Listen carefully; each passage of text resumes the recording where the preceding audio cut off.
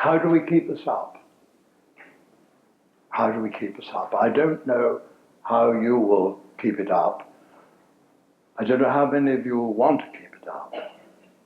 I would say that it's consistent, it should be consistent with whatever you find helpful, whatever meditation or therapy or spiritual practice you have. Surely, if this is valid, it should be consistent with that. If you want to keep this up, how do you do it? What are the methods of doing it?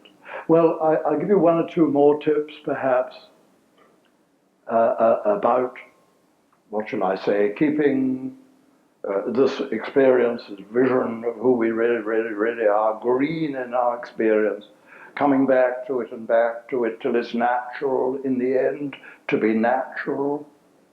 Because this is what this evening is about. It's simply about being natural, isn't it? Not being phony. It's all it is, really. Just about being natural. Well, how do we keep it up? Well, I can tell you one or two things that I find helpful. Well, first of all, having some problems is very helpful. I wouldn't say desperately severe problems, but having quite severe problems brings me back to the place where there are no problems. Because who I really, really, really am is problem-free. Really. And I'm living from the problem-free area out into the world where Douglas is all problems. He runs on problems. And the world runs on problems. Having problems there brings me back to the place where there are no problems. So having problems is a good thing, up to a point, provided you let them bring you back to the problem-free, stress-free region. Things are stressed. The world runs on stress like cars run on petrol. Everything is stressed. I suggest who you really, really, really are is stress-free because there's nothing there to be stressed. No thing, not nothing, no thing. This awake, immense transparency is no thing and unstressable. Problems help. But there's one thing I find very refreshing and helpful. That is to hang around people who are on this wavelength. I hang around Chris and Carol and various other friends that I've acquired on this visit to Australia.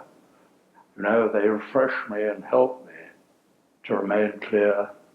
So I say, seeing who you really, really are is like measles.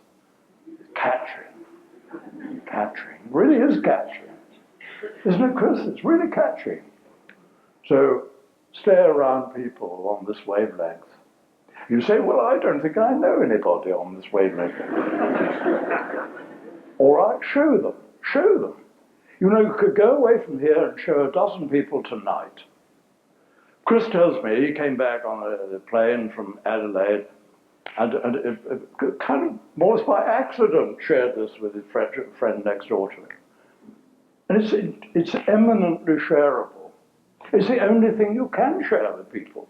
I mean, if I tried to share with you my appreciation of Mozart or my delight in the fantastic colours of Australian flowers, I mean, your red might be my blue.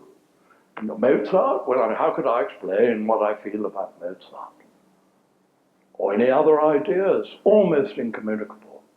But when you see who you really, really, really are, and you share it with someone by means of these experiments or others, then you really, you experience the barriers are down.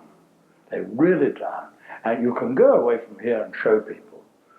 So I would ask you to do that for me. Would you do that, please? The world needs this recipe for love, doesn't it? Telling it like it is, living in the world where love has a chance. We need this.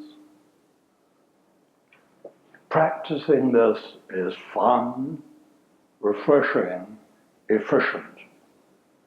It works. Don't believe a thing Douglas says. Test it. You are the authority. You are the authority on you.